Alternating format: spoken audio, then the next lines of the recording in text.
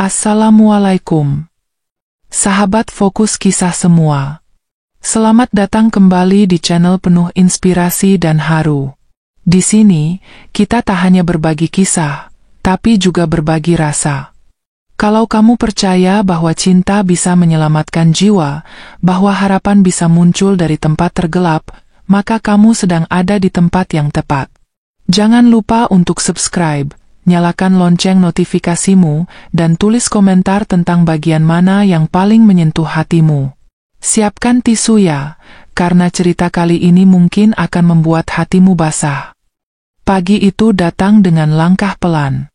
Matahari belum tinggi, tapi sudah cukup untuk membuat langit berwarna jingga keemasan. Kabut tipis masih menyelimuti ganggang sempit di sekitar Pasar Rebo, sebuah pasar tradisional di pinggiran kota yang selalu hidup sejak subuh.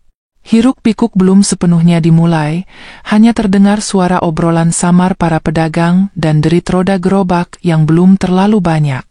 Di ujung lorong pasar yang agak tersembunyi, Pak Samin, seorang pedagang sayur keliling, sedang mendorong gerobaknya seperti biasa.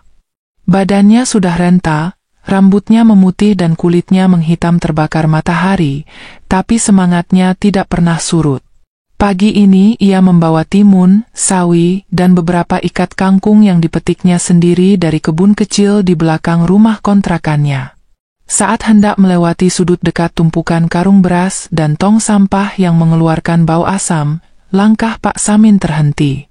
Ia mengernyit. Di antara suara klakson angkot dan seruan pedagang, ada sesuatu yang lain, suara lirih seperti tangisan kecil. Ia berhenti, menajamkan telinga. Suara apa itu? Gumamnya pelan. Suara itu begitu pelan dan lemah, seolah meminta tolong tanpa daya. Perlahan Pak Samin mendekat, menyibak karung yang teronggok di samping tong. Di baliknya, sebuah kardus besar, kumal, basah, dan robek di salah satu sudutnya, tersandar pada tembok tua. Dan di dalamnya, tubuh kecil tergeletak. Seorang bayi. Merah, keriput, matanya setengah tertutup, menggigil hebat dalam balutan kain tipis yang tak layak disebut selimut. Jantung Pak Samin serasa berhenti sejenak. Ia tercekat. Tak percaya pada apa yang dilihatnya. Ya Allah, bayi!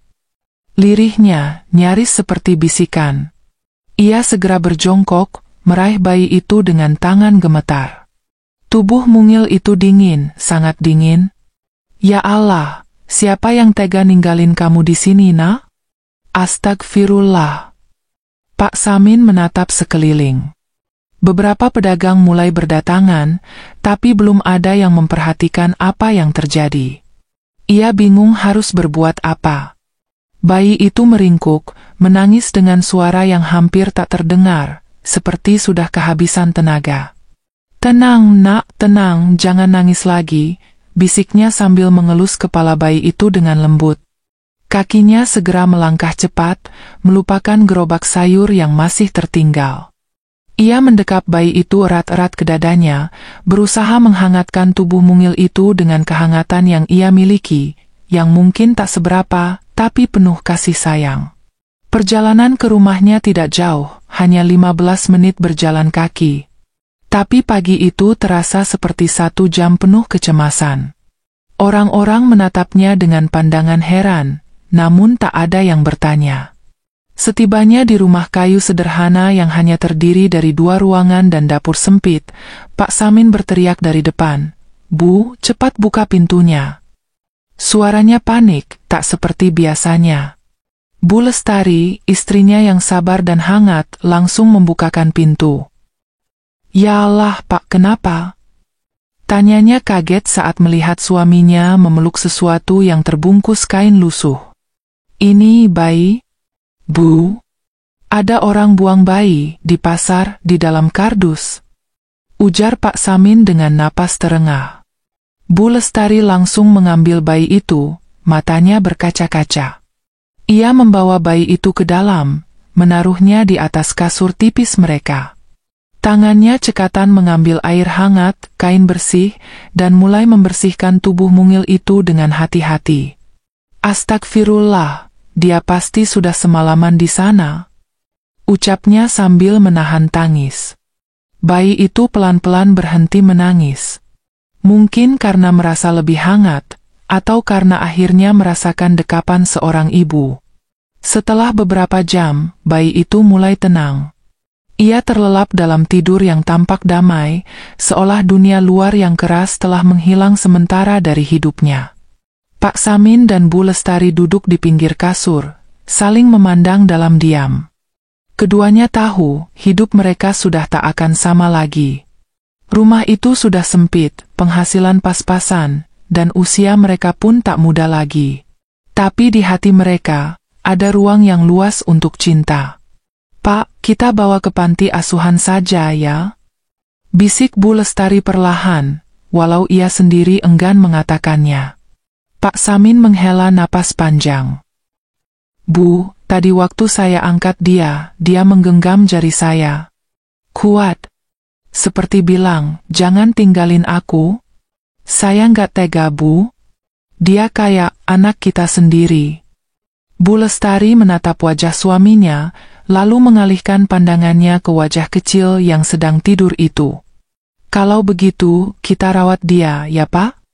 Meski hidup kita susah, aku yakin Tuhan akan buka jalan." Hari itu menjadi titik balik dalam hidup mereka. Bayi itu diberi nama Cahaya, karena kehadirannya seperti sinar yang menyelinap masuk ke rumah yang mulai redup oleh waktu.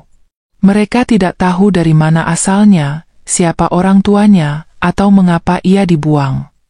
Tapi satu hal yang mereka tahu pasti, anak ini tidak akan mereka buang. Bagi mereka, Cahaya adalah anugerah, bukan beban. Hari-hari berikutnya dilalui dengan banyak adaptasi. Cahaya sering menangis di malam hari, dan Bu Lestari dengan sabar menggendongnya sambil menyenandungkan lagu Jawa lama yang dulu sering dinyanyikannya untuk anak pertamanya, yang telah pergi bertahun-tahun lalu karena demam berdarah. "Tidurlah, Cahaya kecil, dunia ini keras, tapi pelukanku hangat." Kadang Pak Samin ikut terbangun, membuatkan susu dari air gula karena mereka belum mampu membeli susu formula. Meski hidup makin sulit, mereka tak pernah mengeluh.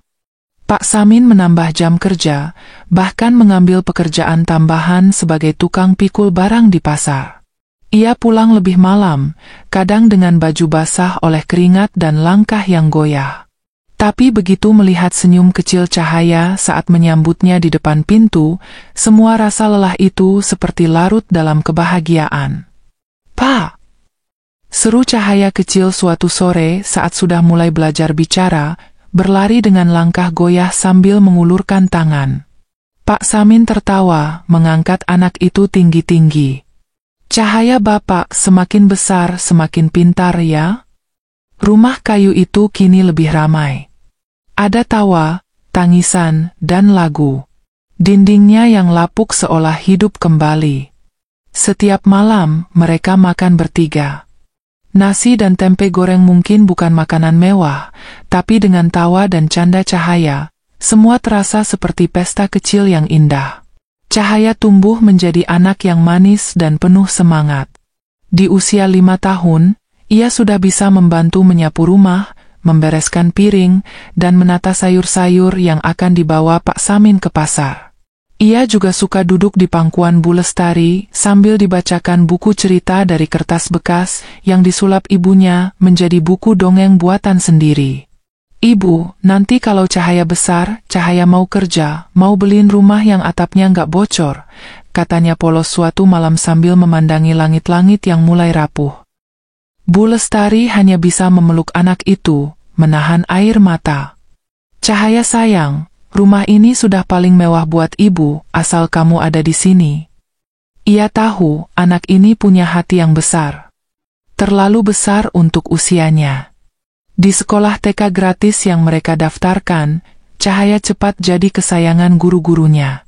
Ia sopan, cepat tanggap, dan selalu membantu teman-temannya. Meski bajunya tambal sulam dan sepatu butut, ia selalu percaya diri. "Aku nggak malu, Bu. Ini pemberian ibu dan bapak. Aku bangga, katanya sambil mengacungkan jempol kecilnya. Pak Samin dan Bu Lestari tak pernah menyangka, anak yang dulu mereka temukan di dalam kardus kumal bisa membawa begitu banyak warna dalam hidup mereka. Meski hidup mereka tetap serba pas-pasan, ada sesuatu yang selalu cukup, cinta. Dan cinta itulah yang membuat mereka bertahan. Bagi mereka, Cahaya bukan sekadar anak angkat. Dia adalah hadiah, jawaban dari doa yang pernah mereka ucapkan saat malam-malam panjang yang sepi dulu. Tahun demi tahun berganti. Cahaya kini menginjak usia 11 tahun. Tubuhnya mulai meninggi, suaranya pun berubah lebih lantang. Namun, yang tidak pernah berubah adalah matanya, mata yang jernih dan penuh semangat. Ia tahu dirinya berbeda dari teman-temannya. Ia tahu dirinya bukan anak kandung Pak Samin dan Bu Lestari. Ia pernah mendengar bisikan-bisikan di sekolah, dari anak-anak lain yang tanpa sengaja, atau kadang sengaja membicarakan asal-usulnya. Itu anak pungut, tahu gak? Dibuang di pasar katanya, kata seorang anak dengan nada mengejek. Cahaya menunduk saat itu, diam. Tapi saat pulang ke rumah, ia langsung memeluk Bu Lestari erat-erat. Bu, kenapa orang bisa tega buang anaknya? Tanyanya dengan suara lirih. Bu Lestari tak langsung menjawab. Ia hanya mengusap kepala Cahaya dan duduk bersamanya di beranda rumah. Nak, kadang orang dewasa tidak kuat menanggung beban. Mereka mengambil keputusan yang salah karena takut, atau karena tak ada pilihan lain. Tapi bukan berarti kamu tidak berharga. Justru karena kamu bertahan, kamu istimewa. Kamu kuat, Cahaya, kamu cahaya yang tak pernah padam. Malam itu, Cahaya tidur sambil memeluk guling dengan erat. Di pipinya masih tersisa jejak air mata. Tapi di dalam hatinya, perlahan tumbuh sesuatu yang tak mudah goyah, tekad. Ia tahu hidup tak adil, tapi ia juga tahu ia dicintai. Dan cinta itulah yang akan terus ia genggam, seperti pertama kali ia menggenggam jari Pak Samin di dalam kardus itu. Cahaya mulai menunjukkan bakat yang tak terduga. Ia pandai menulis dan sangat suka membaca. Di perpustakaan sekolah, ia sering duduk berjam-jam, membaca apa saja yang tersedia. Buku-buku bekas, majalah tua, bahkan koran-koran lama. Ia mencatat kata-kata yang ia sukai di sebuah buku kecil yang dibuat dari kertas bekas bungkus tempe. Bu, aku mau jadi penulis atau pembicara. Aku mau cerita ke semua orang, tentang hidup, tentang ibu dan bapak, tentang orang-orang yang gak nyerah walau hidupnya susah, katanya suatu hari. Pak Samin tertawa kecil, lalu menepuk punggung anak itu. Wah, cita-cita besar ya, nak. Tapi Bapak yakin kamu bisa. Karena kamu punya sesuatu yang gak semua orang punya, hati. Cahaya tersenyum, lalu kembali menulis. Ia mulai rajin ikut lomba menulis dari koran lokal. Kadang kalah, kadang hanya dapat sertifikat, tapi ia tak pernah berhenti. Setiap hasil tulisannya ditempel di dinding kamar, yang kini penuh dengan kertas warna-warni dan coretan tangan mungil yang mulai rapi. Suatu hari, kepala sekolahnya datang ke rumah, membawa berita. Pak Samin, Bu Lestari, Cahaya terpilih mewakili sekolah untuk lomba cerita inspiratif antar kabupaten. Mata Pak Samin berkaca-kaca, dan Bu Lestari menutup mulutnya, menahan haru. Alhamdulillah, bisik mereka bersamaan. Saat Cahaya tampil di depan ratusan orang, ia memulai dengan kalimat yang membuat semua terdiam. Saya bukan siapa-siapa, saya anak dari kardus di pasar. Tapi cinta ibu dan bapak saya mengubah hidup saya, dan saya berdiri di sini bukan karena keberuntungan, tapi karena mereka yang tak pernah menyerah. Kemenangan itu menjadi titik awal yang membuka banyak pintu untuk Cahaya. Ia mulai dikenal, diundang ke beberapa acara motivasi anak-anak, dan bahkan videonya sempat viral di media sosial. Tapi di balik semua sorotan itu, ia tetap anak yang sama, anak yang membantu Bu Lestari mencuci piring, menyapu halaman, dan duduk di beranda sambil memandangi langit malam. Aku nggak mau berubah, Bu. Biar orang kenal aku tetap anak bapak dan ibu. Aku tetap anak pasar, ucapnya tulus. Pak Samin kadang merasa bingung melihat hidup yang mulai berubah cepat. Ia bukan orang kota, tak paham soal internet dan media. Tapi satu yang ia pahami, anak ini bukan lagi hanya milik mereka. Cahaya mulai menjadi milik dunia. Nak, kalau nanti kamu jadi orang besar, jangan lupakan siapa kamu dulu, katanya suatu malam. Cahaya menjawab dengan senyum yang hangat. Bapak, aku ini lahir dari kardus. Mana mungkin bisa lupa? Namun, perubahan tak selalu mudah. Ada saat-saat di mana Cahaya merasa tertekan. Sorotan, harapan, dan komentar dari orang-orang bisa jadi beban. Di masa puber, ia mulai bertanya-tanya lebih dalam tentang asal-usulnya. Bu, siapa orang tua kandungku? Tanyanya dengan hati-hati. Bu Lestari diam lama, lalu menjawab pelan, kami nggak tahu, Nak, tapi mereka yang meninggalkanmu sudah pergi. Dan yang tetap tinggal sampai sekarang adalah kami.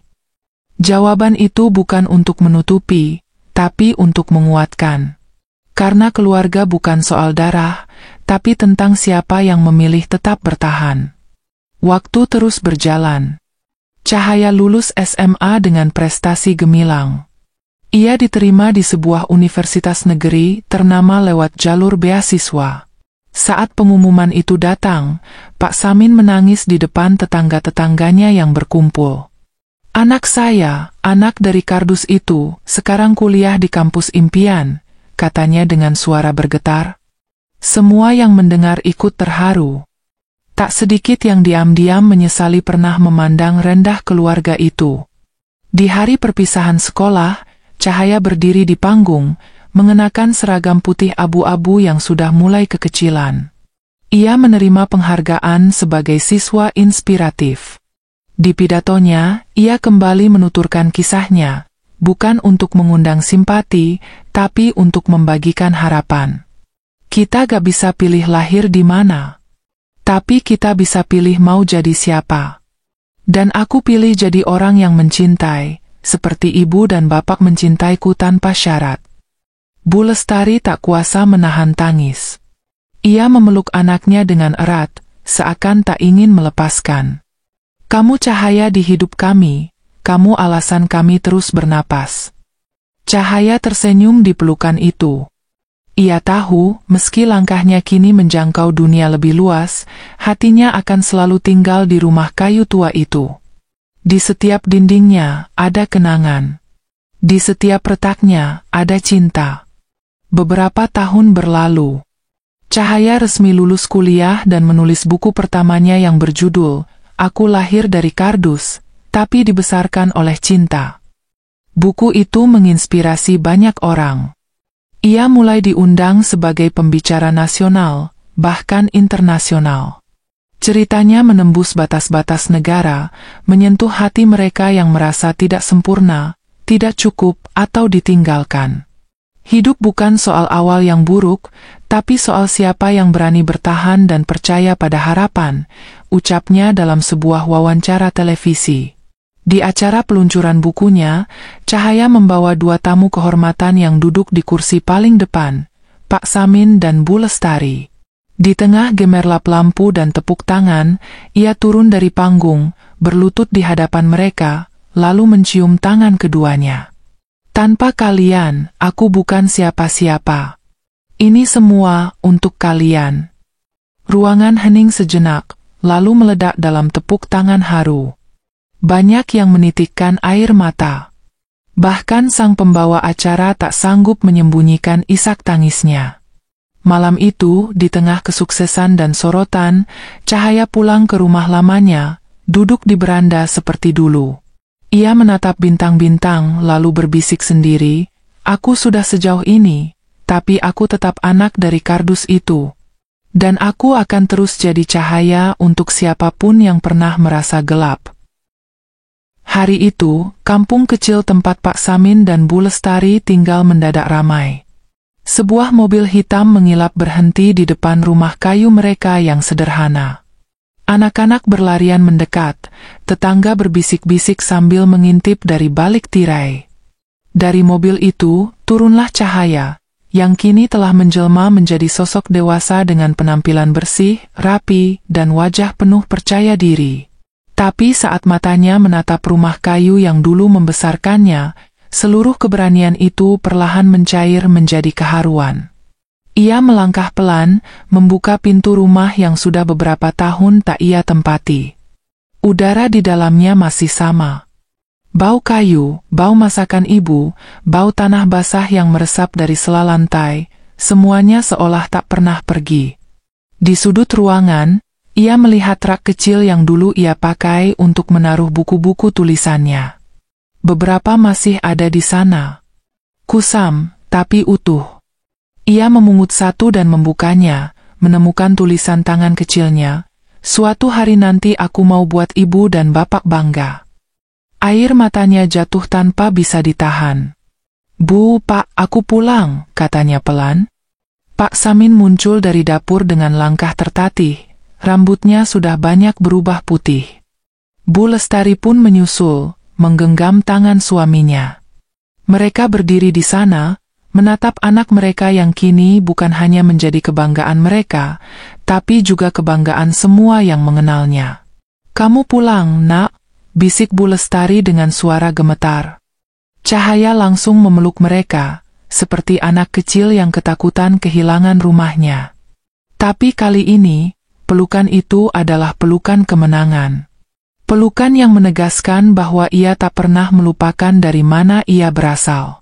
Keesokan harinya, Cahaya meminta izin untuk mengadakan acara kecil di balai desa.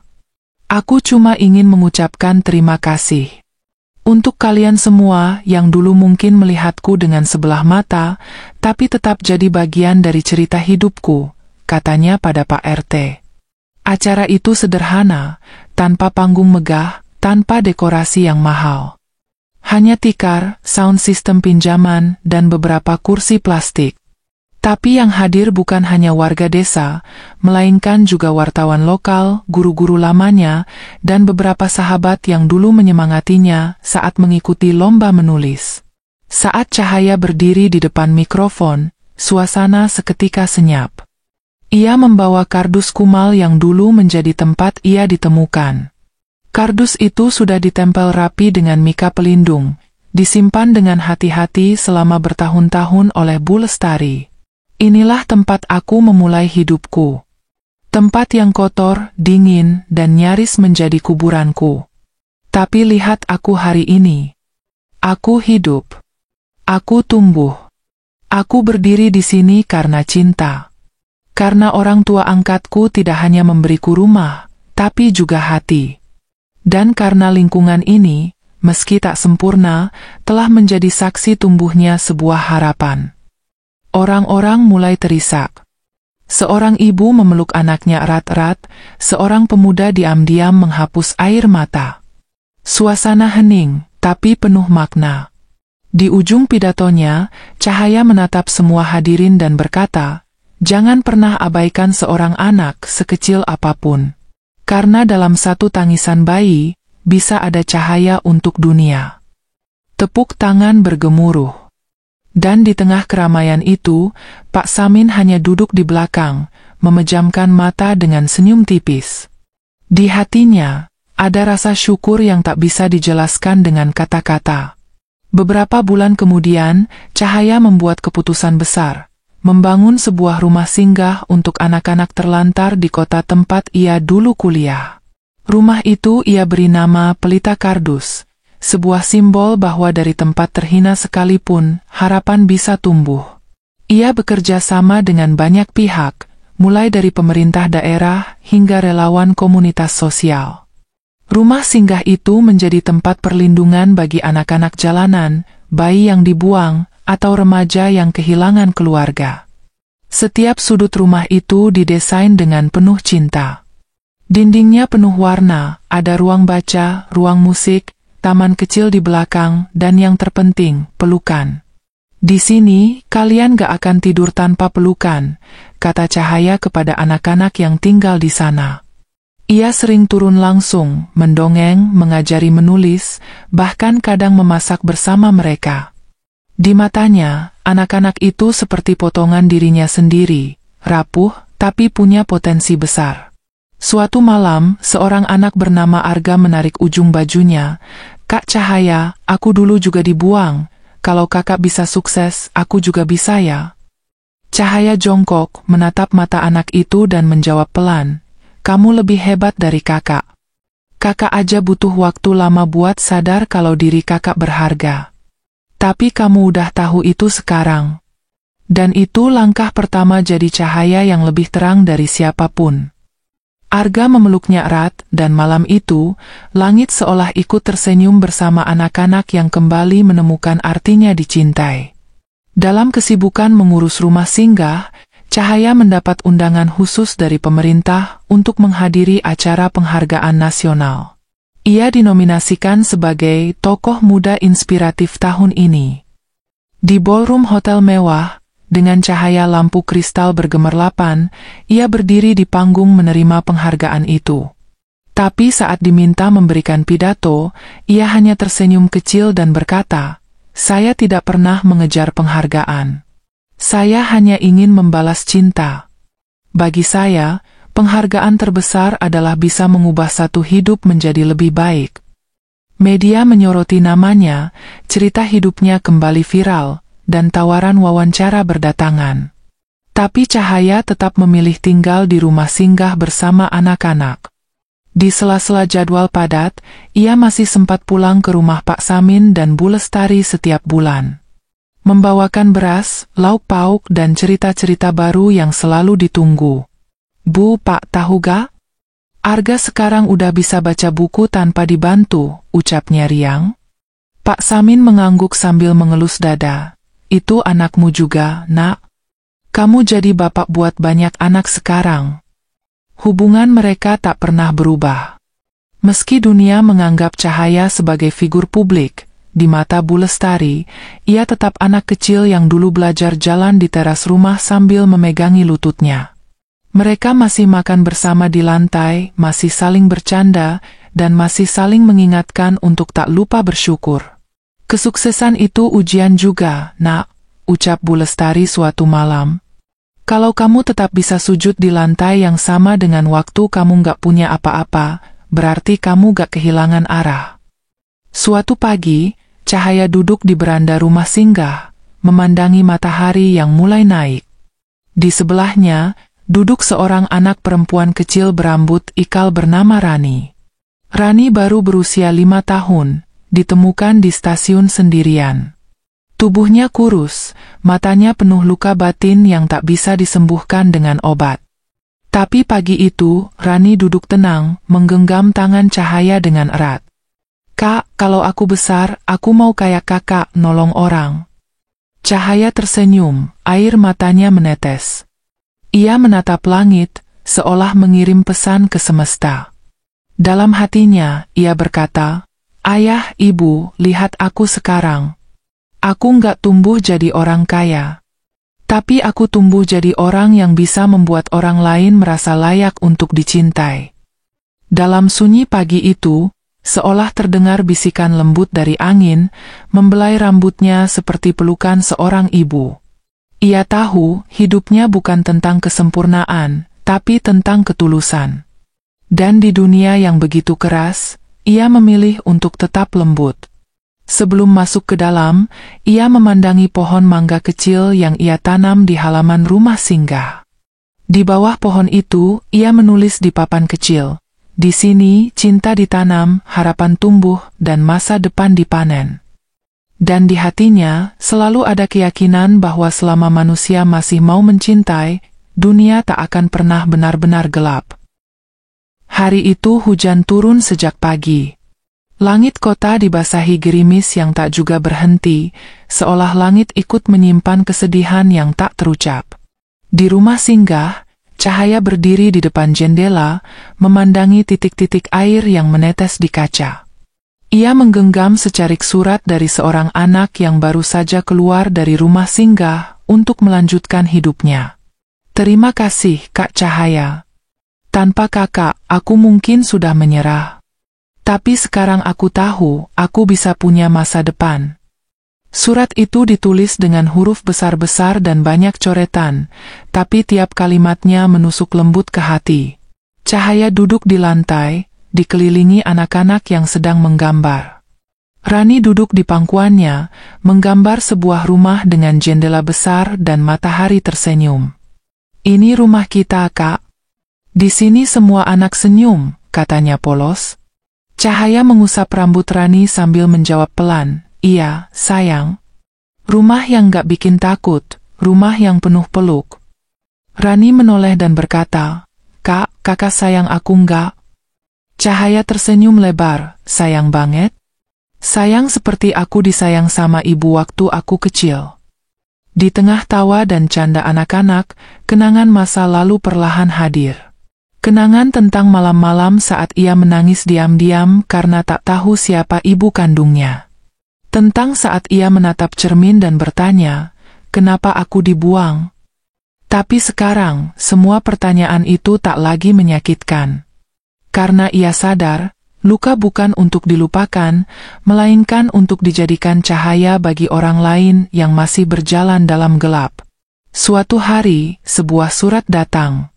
Surat resmi dari sebuah kantor hukum yang mencantumkan nama wanita bernama Marni, seseorang yang mengaku sebagai ibu kandung Cahaya. Surat itu tak panjang, tapi isinya membuat jantung Cahaya berdegup tak karuan. "Jika kau bersedia bertemu, aku akan menunggu di panti jompo harapan sejati. Aku tahu aku tak pantas, tapi aku tak ingin mati sebelum melihatmu sekali saja." Cahaya duduk lama menatap surat itu. Tubuhnya diam, tapi hatinya seperti kapal yang dihantam badai. Butuh waktu beberapa hari untuk menguatkan hati. Ia berbicara dengan Bu Lestari. "Bu, kalau Cahaya pergi, ibu nggak marah kan?" Bu Lestari menggenggam tangan anaknya erat. "Nak, ibu kandungmu mungkin orang yang tersesat waktu itu. Tapi kamu punya hak untuk tahu siapa dia. Dan ibu gak akan pernah marah kalau hatimu ingin memaafkan." Kata-kata itu membuat Cahaya terisak. Ia memeluk Bu Lestari erat-erat. "Ibu tetap ibuku yang paling sejati," bisiknya. Di panti jompo itu, Cahaya melangkah pelan. Di sebuah kamar, seorang wanita renta duduk dengan selimut di pangkuannya. Matanya kosong, tangannya gemetar. Saat Cahaya masuk, wanita itu menoleh. "Kamu, Cahaya?" tanyanya lirih. Cahaya hanya mengangguk, duduk di sampingnya. Tak ada kemarahan, hanya diam yang panjang. Marni menangis. "Maafkan aku. Aku muda, bodoh, dan takut. Aku pikir dengan meninggalkanmu, kamu bisa punya hidup lebih baik. Tapi aku salah. Cahaya menggenggam tangannya. "Aku hidup, Bu. Dan aku bahagia. Mungkin luka itu jadi awal, tapi cinta yang menyembuhkannya." Mereka menangis bersama, dua hati yang terluka dan mencoba sembuh di akhir waktu. Sepulang dari panti jompo, Cahaya duduk lama di depan kamar tidurnya. Ia membuka buku-buku lamanya, membaca tulisan masa kecil yang dulu penuh mimpi. Ia sadar, hidup ini seperti teka-teki yang hanya bisa dimengerti jika kita sabar menyusunnya. Kadang kita merasa ada potongan yang hilang, tapi ternyata Tuhan menyimpannya untuk diberikan di waktu yang paling tepat. Pertemuannya dengan Marni bukan tentang menambah luka, tapi tentang menemukan potongan yang hilang dalam jiwanya. Keesokan harinya, Cahaya mengajak anak-anak di rumah singgah untuk membuat pohon harapan. Di halaman belakang, mereka menggantungkan kertas-kertas warna di dahan pohon mangga. "Tulis harapan kalian. Jangan takut minta yang besar. Siapa tahu Tuhan lagi baca," kata Cahaya sambil tersenyum. Rani menulis, "Aku pengin Kak Cahaya panjang umur." Arga menulis, "Aku pengin jadi guru kayak Kak Cahaya." Bahkan ada yang menulis, "Aku pengin semua anak di dunia punya rumah." Cahaya berdiri jauh-jauh, membaca tulisan itu dari kejauhan. Di dalam hatinya ada sesuatu yang mekar, bukan karena ia merasa hebat, tapi karena ia tahu kini hidupnya punya makna. Ia menulis juga di selembar kertas, lalu menggantungnya diam-diam. Di sana tertulis, "Semoga cahaya di dunia ini tak pernah padam." Karena ia tahu dunia tak selalu adil. Tapi kalau satu orang saja mau jadi cahaya, gelap pun bisa mulai redup. Beberapa tahun berlalu. Rumah singgah pelita kardus kini punya 3 cabang di kota lain. Anak-anak yang dulu tinggal di sana, banyak yang sudah dewasa, ada yang jadi guru, perawat, bahkan seorang jurnalis yang menulis kisah hidup Cahaya hingga dibukukan dan menjadi inspirasi banyak orang. Buku itu berjudul Dari Kardus ke Cahaya. Di sampulnya, ada foto kardus kumal di tepi jalan dan mata seorang bayi yang mengintip dari celahnya. Cahaya tak pernah berubah. Ia masih sederhana, masih suka turun ke dapur, masih duduk di lantai menemani anak-anak membaca. Tapi ada satu hal yang kini tak lagi ia sembunyikan, bahwa ia dulu adalah anak buangan. Ia mulai menceritakan kisah hidupnya secara terbuka dalam seminar, sekolah, dan media sosial. Bukan untuk mencari simpati, tapi agar orang tahu bahwa luka tidak selalu harus disembunyikan. Luka bisa jadi jembatan. Saya ini bukan siapa-siapa. Tapi saya tahu kita semua ingin dicintai. Dan kalau hari ini kamu merasa gak berarti, tolong ingat, aku dulu juga merasa begitu. Tapi lihatlah ke dalam hatimu. Mungkin di sana sudah ada cahaya yang sedang tumbuh. Begitulah ia mengakhiri tiap pidatonya. Orang-orang selalu berdiri, memberi tepuk tangan. Tapi yang paling mengharukan adalah anak-anak di barisan depan yang berdiri lebih dulu. Mereka yang tahu bahwa Cahaya tak hanya bicara, tapi benar-benar hidup dalam apa yang ia katakan. Di usianya yang menginjak 40, Cahaya tak lagi terlalu mengejar dunia. Ia lebih banyak menanam, secara harfiah dan hati. Ia membuat kebun kecil di halaman belakang rumah singgah, menanam tomat, cabai, dan bunga matahari. Anak-anak membantu, tertawa, berebut cangkul kecil. Tanah itu seperti hati, nak. Kalau dirawat, dia tumbuh. Tapi kalau dibiarin keras, dia mati, ujarnya saat mengajari anak menggali lubang tanam. Suatu malam, Cahaya duduk sendiri di beranda. Angin lembut meniupkan aroma tanah basah dan bunga. Ia menatap langit seperti biasa dan berbisik, "Terima kasih, Tuhan. Karena aku pernah dibuang, aku tahu rasanya dipeluk." Ia memejamkan mata, mengingat semua perjalanan, dari kardus kumal yang hampir jadi makamnya, ke pelukan Bu Lestari yang jadi surga kecil, hingga kini menjadi tempat banyak anak kembali percaya bahwa mereka layak dicintai. Cahaya tidak pernah tahu siapa yang akan ia tolong esok hari. Tapi ia percaya satu hal, bahwa dunia ini butuh lebih banyak orang yang mau jadi cahaya, meski kecil, meski tak dikenal. Karena di setiap kegelapan, kadang satu cahaya saja sudah cukup untuk menuntun ribuan langkah yang tersesat. Dan malam itu, seperti malam-malam sebelumnya, Cahaya tidak merasa sendiri. Karena hatinya telah dipenuhi dengan begitu banyak cinta, yang bahkan tak pernah ia minta, tapi kini ia sebarkan kemana-mana, seperti bintang yang tak pernah lelah bersinar.